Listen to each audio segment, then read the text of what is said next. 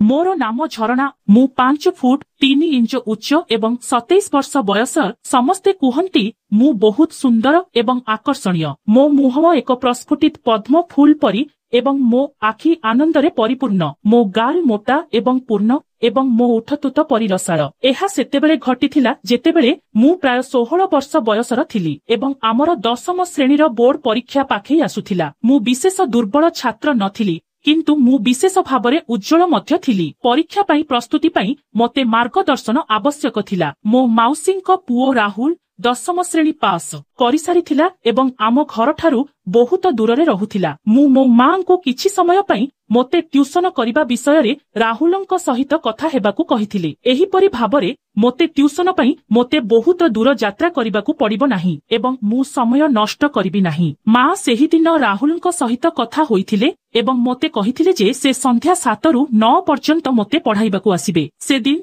मु शीघ्र मोर समस्त काम सारिली मोर पुस्तक नहीं प्रार्थना घर संलग्न 3 रूम रे पढ़िबाकू बसिली राहुल आसीबा समय रे संध्या प्राय 7:30 हेबो सेतेबेले राहुलंक बयस प्राय 25 वर्ष थिला एवं से बहुत सुंदर एवं आकर्षणीय व्यक्तित्वर अधिकारी थिले से प्राय 6 फुट उच्च एक शक्तिशाली एवं सुगठित शरीर सहित तांकर गहम रंग क्लीन सेभड बहुत आकर्षणीय थिला आनुष्ठानिक अभिवादन परे से मो आड़कू फेरिले तेबे मोर छात्र पढ़िबाकू प्रस्तुत मु मुंड हलाई कहिली हम बहुत भल मते कुह तुमे केउ विषय रे निजकू सबुठारु दुर्बल भाव राहुल मोर पुस्तक उठाई एहार पृष्ठा उल्टाई मोते आउ एक प्रश्न पचारिला मु तांकू कहिली जे मु गणित एवं इंग्राजी रे दुर्बल मु टिके घुंची बसिली कथाबार्ता समय रे मध्य सकोच करुथिली राहुल मो आडकू चाही टेबुल उपरे पुस्तक रखी कहिले जदि तुमे एपरी नर्भस एवं सकोच होई रहिल तेबे मु भाबु नाही जे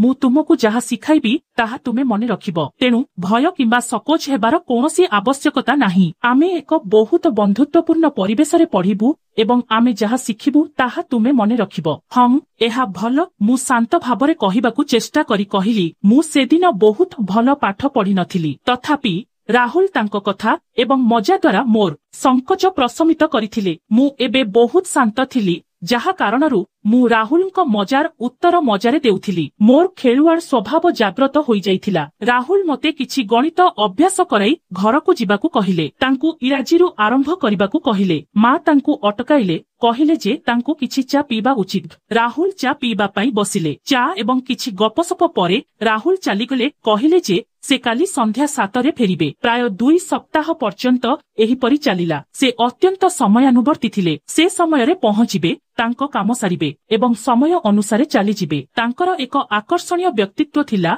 एवं तांकर शिक्षादान एवं व्याख्या करिबार दक्षता मध्य उत्कृष्ट थिला सेथिपई मु राहुलंक प्रेम रे पड़ी गली एवं तांको पाखरे बहुत आरामदायक अनुभव कली सेही दिन राहुल मते गणित अभ्यास देउथिले जेतेबेले मो मा चा आनिथिले से एहाकू टेबुल उपरे रखिले एवं मते प्रथमे पीबाकू कहिले एहा सहित से पुणी रोसेई घरकू गले व्यायाम समाप्त हेबा परे मु चा कप उठाई राहुल को देबाकू चेष्टा कली मोर हाथ थरीगला एवं समग्र चा तांको उपरे ढालीगला तांको पैंट एवं सार्ट को भिजिगला मु आश्चर्य होईगली मु दौड़ी जाई एक गामुछा आनिली मु राहुल को बारंबार कहूथिली क्षमा करंतु मते क्षमा करंतु एवं एक समय रे गामुछारे तांको सार्ट को सुखाइबाकू चेष्टा कली राहुल हसी कहिले मु चा द्वारा पोड़ी जाई नथिली किंतु एबे तुमे निश्चित भाबरे मते पोड़ी देबो मु तांको कथा आदौ बुझी पारिली नाही एवं मु गामुछारे तांको सार्ट को सुखाई चलिली हुए तो मु थिली मु किछि समय पई गामुछारे सेगुडी को सुखाई रहिथांती किंतु राहुल मते अटकाई तांको दुई कांधरे उठाई कहिले बंद कर झरणा घरे समस्ते मोते सेही नामरे डाकिले सबु किछि ठीक अछि तुमे बिना कारण रे विरक्त हेउछ किंतु मु निजको बहुत लज्जित करिदेली सेथि पई जेतेबेले मु तांकू एपरी सहानुभूति देखाइबार देखिली मो आखिरु लुह झरी आसिला जेतेबेले से मोते कांदुथिबा देखिले से मोते तांको कोळकू टाणी नेले मोते कुंढेई पकाइले एवं मो कपाळकू चुंबन देले तुमे काहिकी कांदुछ मूर्ख छियो तुमे जानी सुनी चा भाली देइना हम एहा केवल दुर्घटना बशतः घटिछि तांकर आश्वासना मते साहस देइथिला ଏବଂ ମୁଁ ମୋର ଲୁହ ପୋଛି କହିଲି, ମୁଁ ଜାଣେ ଏହା ଏକ ଦୁର୍ଘଟଣା ଥିଲା, କିନ୍ତୁ ଦୁର୍ଘଟଣା ମଧ୍ୟ କିଛି ଭୁଲର ଫଳାଫଳ ଏବଂ ମୁଁ ଏହି ଦୁର୍ଘଟଣା ପାଇଁ ଦାୟୀ। ରାହୁଲ ମଧ୍ୟ ହୁଏତ ମନକୁ ହାଲୁକା କରିବାକୁ ଚାହୁଁଥିଲେ, ତେଣୁ ସେ କହିଲେ, ଝରଣା, ମୁଁ ତୁମକୁ ପ୍ରତିଦିନ ଏପରି ଦୁର୍ଘଟଣା ଘଟାଇବାକୁ ଅନୁମତି ଦେଉଛି। ସେ ହସୁଥିଲେ ଏବଂ ତାଙ୍କର ଗମ୍ଭୀର ହସ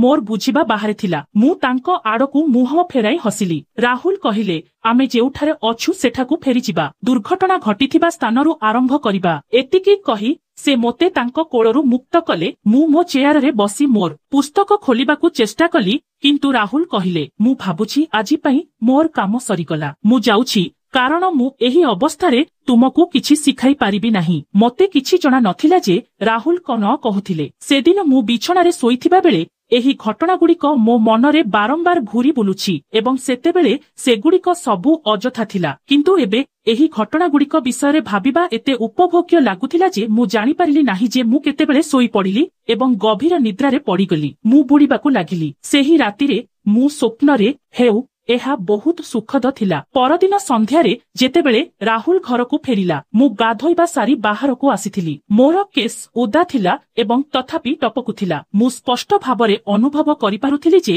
ରାହୁଲଙ୍କ ଦୃଷ୍ଟି ମୋ ଉପରେ ଘୁରି ବୁଲୁଛି। ମୁଁ ପୂର୍ବରୁ ମୋର ସ୍ୱପ୍ନରେ ରାହୁଲଙ୍କୁ କଳ୍ପନା କରୁଥିଲି, କିନ୍ତୁ ଏଠାରେ ଏହା ମନେ ହେଉଥିଲା ଯେ ରାହୁଲ ମଧ୍ୟ କିଛି ବିଷୟରେ ଭାବୁଛନ୍ତି। ମୁଁ ପାଠ ପଢା ସମୟରେ ମୋ ମନକୁ ଅଜବ ଚିନ୍ତା ଆସୁଥିଲା। ପ୍ରେମ କଣ ତାହା ମୁଁ ଜାଣିନଥିଲି, କିନ୍ତୁ ମୁଁ ନିଶ୍ଚିତ ଭାବରେ ଜାଣିଥିଲି ଯେ ରାହୁଲଙ୍କ ଚିନ୍ତାଧାରା ମୋତେ ମୋହିତ କରିଥିଲା। ମୁଁ ପୂର୍ବରୁ କେବେ ଏପରି ଭାବନା ଅନୁଭବ କରିନଥିଲି। ଠିକ୍ ସେହିପରି ଯେତେବେଳେ ରାହୁଲ ମୋତେ ଗଣିତ ଅଭ୍ୟାସରେ ସାହାଯ୍ୟ କରୁଥିଲେ, ମୁଁ ତାଙ୍କ ସହିତ ବହୁତ ନିକଟତର ହୋଇଗଲି। ମୁଁ ଏହା ଚାହୁଁନଥିଲି, ଏହା ଏକ ସଜୋଗ ଥିଲା। ଶେଷରେ 9ରେ ରାହୁଲ ଘରକୁ ଯିବା ପାଇଁ ଉଠିଲେ ଏବଂ ମୁଁ ମୋର ପୁସ୍ତକ ପ୍ୟାକ କରିବାକୁ ଉଠିଲି। ସେ ମୋ ପାଖ ଦେଇ ଗଲା ଏବଂ ଧୀରେ ଧୀରେ କହିଲା, ଝରଣା, ତୁମେ ବହୁତ ସୁନ୍ଦର ଦେଖାଯାଉଛ।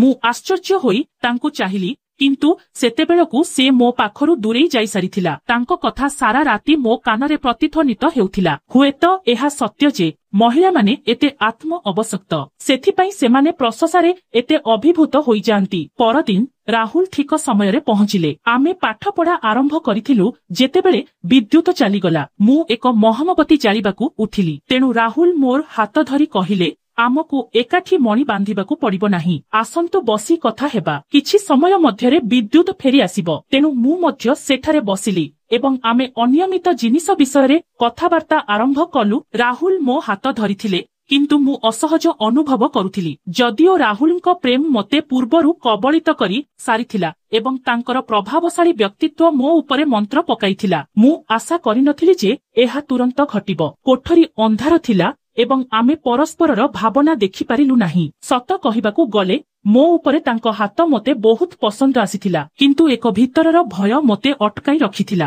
ଯଦି ରାହୁଲଙ୍କ ସ୍ଥାନରେ ଅନ୍ୟ କେହି ଥାନ୍ତେ, ମୁଁ ନିଶ୍ଚିତ ଯେ ମୁଁ ଏହାକୁ ଛିଣ୍ଡାଇ ଦେଇଥାନ୍ତି, କିନ୍ତୁ ରାହୁଲଙ୍କ ପାଇଁ ମୁଁ ପୂର୍ବରୁ ସବୁକିଛି ହରାଇ ସାରିଥିଲି। ତଥାପି ମୁଁ ଏହା ଘଟାଇବାକୁ ଚାହୁଁନଥିଲି। ମୁଁ ଅସହଜ ଅନୁଭବ କରିବାକୁ ଲାଗିଲି, ତେଣୁ ମୁଁ ତାଙ୍କ ହାତ ଛାଡ଼ି ଦେଇ ଶୌଚାଳୟ ଯିବାର ଅଭିନୟ କରି ଉଠିଲି। କିନ୍ତୁ ମୁଁ ଉଠିବାକୁ ଯାଉଥିଲି, ମୁଁ ଗୋଟିଏ ପାଦ ନେବାକୁ ଯାଉଥିଲି। ମୁଁ ଜାଣି ନାହିଁ ମୋ ଉପରେ କଣ ଆସିଲା। ମୁଁ ଝୁଣ୍ଟି ପଡ଼ିଗଲି। ସେହି ମୁହୂର୍ତ୍ତରେ ରାହୁଲ ତାଙ୍କ ହାତ ବଢାଇ ମୋତେ ସାହାଯ୍ୟ କଲେ, ମୋତେ ପଡ଼ିବାରୁ ରକ୍ଷା କଲେ। ମୁଁ ଭୟଭୀତ ହୋଇଗଲି। ମୁଁ ନିଶ୍ଚିତ ଭାବରେ ଶୌଚାଳୟକୁ ଦୌଡ଼ି ଯାଇଥିଲି। ମୋର ଆବଶ୍ୟକତା ନଥିଲା, ତଥାପି ମୋ ମୁହଁରେ କିଛି ଥଣ୍ଡା ପାଣି ଛିଞ୍ଚିବା ଗରମ କମ କରିବାରେ ସାହାଯ୍ୟ କଲା। ମୁଁ ଶୌଚାଳୟରେ ଥିଲି ଯେତେବେଳେ ବିଦ୍ୟୁତ ଫେରି ଆସିଲା। ମୁଁ ଡ୍ରଇଁ ରୁମକୁ ଫେରି ଆସିଲି ଏବଂ ରାହୁଲ ନଥିଲେ। ମୁଁ ବିସ୍ମିତ ହୋଇଗଲି। ସେ ମୋତେ ନ କହି କାହିଁକି ଚାଲିଗଲେ। ଠିକ ସେହି ସମୟରେ ମୋ ମା ଡ୍ରଇଁ ରୁମକୁ ଆସିଲେ ଏବଂ ମୋତେ କହିଲେ ଯେ ରାହୁଲ ମୁଣ୍ଡବିନ୍ଧା ଅଭିଯୋଗ କରୁଛନ୍ତି ଏବଂ ବିଦ୍ୟୁତ ନାହିଁ,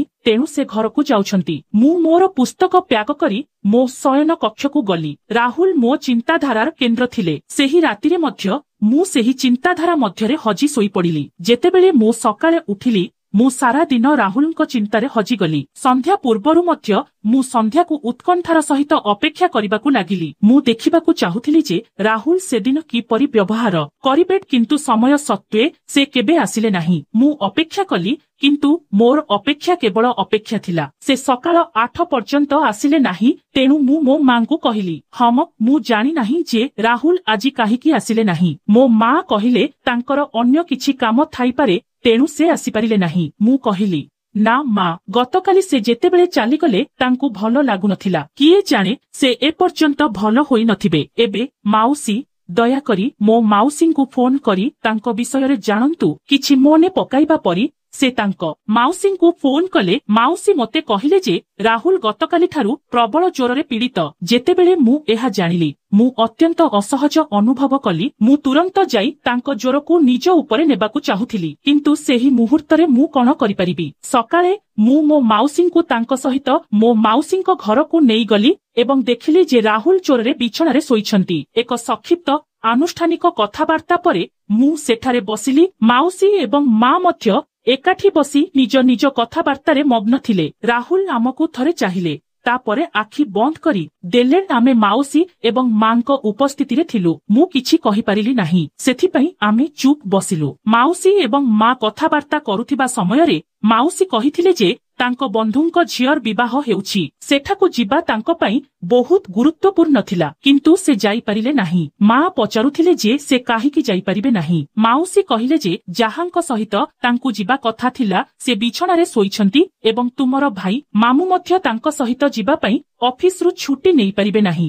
କାରଣ ମାଉସୀଙ୍କ ବନ୍ଧୁଙ୍କୁ ଜାଣିଥିଲେ ଏବଂ ସେ କେଉଁଠାରେ ରହୁଥିଲେ ତାହା ସେ ଜାଣିଥିଲେ। ସେଥିପାଇଁ ସେ ମାଉସୀଙ୍କୁ କହିଲେ, ତୁମର ବନ୍ଧୁ ସେ ଅନ୍ୟ ସହରରେ ରୁହେ, ଟ୍ୟାକ୍ସି ଧରି 2-3 ଘଣ୍ଟା ମଧ୍ୟରେ ଫେରି ଆସିବି। ଏହା ଶୁଣିବା ପରେ ମୋ ମନରେ ଏକ ଧାରଣା ଆସିଲା, ଯଦି ମୋ ମା ଏବଂ ମାଉସୀ ବିବାହକୁ ଯାଆନ୍ତି ତେବେ ମୁଁ ଏକା ରାହୁଲଙ୍କୁ ଭେଟିବାର ସୁଯୋଗ ପାଇବି। ଏହା ଭାବି ମୁଁ ମୋ ମାଙ୍କୁ ସମର୍ଥନ କରି କହିଲି, ମାଉସୀ, ଯଦି ତୁମର ବନ୍ଧୁ ଏହି ସହରରେ ରହେ ତେବେ ତୁମେ ନିଶ୍ଚିତ ଭାବରେ ଯିବା ଉଚିତ। ରାହୁଲ ବିଷୟରେ ଚିନ୍ତା କର ନାହିଁ, ଆମେ 2-3 ଘଣ୍ଟା ପାଇଁ ତାର ଯତ୍ନ ନେବୁ। ମୁଁ ମୋ ମା ଏବଂ ମାଉସୀ ଉଭୟଙ୍କୁ ବିବାହକୁ ଯିବା ପାଇଁ ରାଜି କରାଇଲି। ଯଦିଓ ମୋ ମା ଯିବାକୁ ଚାହୁଁନଥିଲେ। ସେମାନେ ଯିବା ପରେ ରାହୁଲ ଏବଂ ମୁଁ ଘରେ ଏକା ଥିଲୁ। ଆମେ ପ୍ରାୟ 15 ମିନିଟ୍ ପର୍ଯ୍ୟନ୍ତ କଥା ହୋଇନଥିଲୁ। ରାହୁଲ ଆଖି ବନ୍ଦ କରି ସେଠାରେ ପଡ଼ି ରହିଲି। ହୁଏତ ସେ ମୋ କଥାବାର୍ତ୍ତା ଆରମ୍ଭ କରିବା ପାଇଁ ଅପେକ୍ଷା କରୁଥିଲେ, କିନ୍ତୁ ମୁଁ କିପରି କଥାବାର୍ତ୍ତା ଆରମ୍ଭ କରିବି ଏବଂ କଣ କହିବି ତାହା ବୁଝିପାରୁ ନଥିଲି। ପରିବେଶର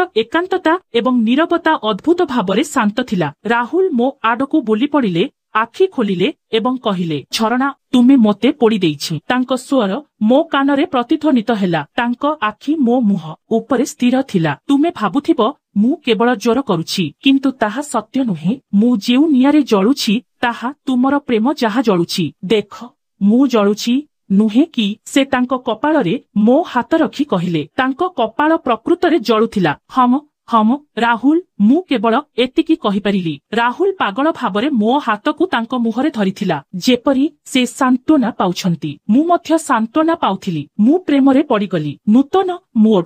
ଆମେ ଦୁହେଁ ସେହି ମୁହୂର୍ତ୍ତରେ ହଜିଯାଇଥିଲୁ ଯେତେବେଳେ ଦ୍ୱାରରେ ଏକ ମୃଦୁ ଠକ ଠକ ହେଲା। ଆମର ଧ୍ୟାନ ବାଧାପ୍ରାପ୍ତ ହେଲା ଏବଂ ଆମେ ସେଠାରୁ ଚାଲିଗଲୁ। ରାହୁଲ ନୀରସ ସ୍ୱରରେ ପଚାରିଲେ, ଝରଣା କିଏ? ମୁଁ ପୁଅ। ମା ରାହୁଲ ପାଇଁ କିଛି ଔଷଧ ପଠାଇଛନ୍ତି। ବାହାରୁ ଏକ ସ୍ୱର ଆସିଲା। ସେ ଥିଲେ ଆମର ପଡ଼ୋଶୀ ସବିତା ମାଉସୀ, ଯିଏ ପ୍ରାୟତଃ ଆମ ଘରକୁ ଆସୁଥିଲେ। ମାଉସୀ, ମୁଁ ତୁରନ୍ତ ଫେରି ଆସିବି। ମୁଁ ଶୀଘ୍ର ଦ୍ୱାର ଖୋଲି ଔଷଧ ନେଇଗଲି। ମାଉସୀ ରାହୁଲକୁ ଚାହିଁ ଚିନ୍ତିତ ଭାବରେ ପଚାରିଲେ, ହେ ରାହୁଲ, ତୁମର ଜ୍ୱର ଏବେ କିପରି ଅଛି? ମା ମୋତେ କହିଲେ ଯେ ଏହା ବହୁତ ଅଧିକ।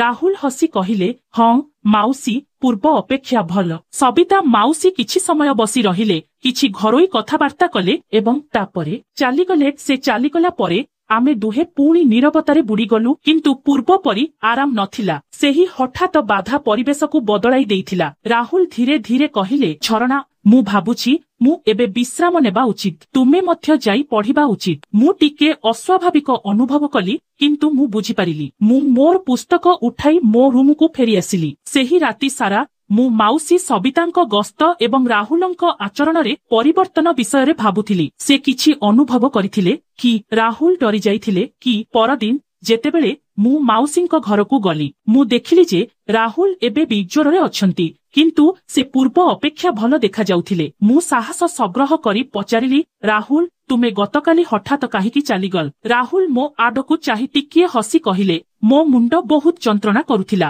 ଏବଂ ବିଦ୍ୟୁତ ନଥିଲା, ତେଣୁ ମୁଁ ଭାବିଥିଲି ତୁମକୁ ପାଠ ପଢ଼ାରେ ଅସୁବିଧା ହେବ। ତାଙ୍କ ଆଖିରେ ଏକ ଅଦ୍ଭୁତ ଚମକ ଥିଲା, ଯାହା ତାଙ୍କ କଥା ସହିତ ମେଳ ଖାଉନଥିଲା। ମାଉସୀ ବାଧା ଦେଲେ, ଝରଣା, मु राहुलଙ୍କୁ संपूर्ण सुस्थ हेबा पर्यंत साहाय्य करिबा विषय चिंता करुथिली। तांकर किछि असुविधा हेउछि एवं डाक्टर कहिसंती जे तांकु किछि दिन विश्राम आवश्यक। एहा सुनी मु बहुत खुशी हेली। एहा मो पई एक बड़ मुहूर्त थिला। एहा राहुलଙ୍କ निकटतर हेबार सुजोग थिला। मु तुरंत कहिली हम माउसी निश्चित भाबरे मु राहुलଙ୍କୁ साहाय्य करिबि। एबे मु प्रतिदिन अपराह्नरे माउसीଙ୍କ घरକୁ जाउथिली। मु राहुलଙ୍କୁ तांकर औषध देउथिली, तांकु पनिपरिबा सूप प्रस्तुत करुथिली एवं तांकु व्यस्त रखिबा पई कहानी सुनाउथिली। पाठ पढ़ार बाहाना केवल एक औपचारिकता होई जाइथिला। आमर आलोचना प्रायतः जीवन, स्वप्न एवं भविष्यत विषय थिला। राहुल मते तांको पिलादिनर कहानी सुनाउथिले, तांको कॉलेज दिनर मजादार मुहूर्त गुड़िक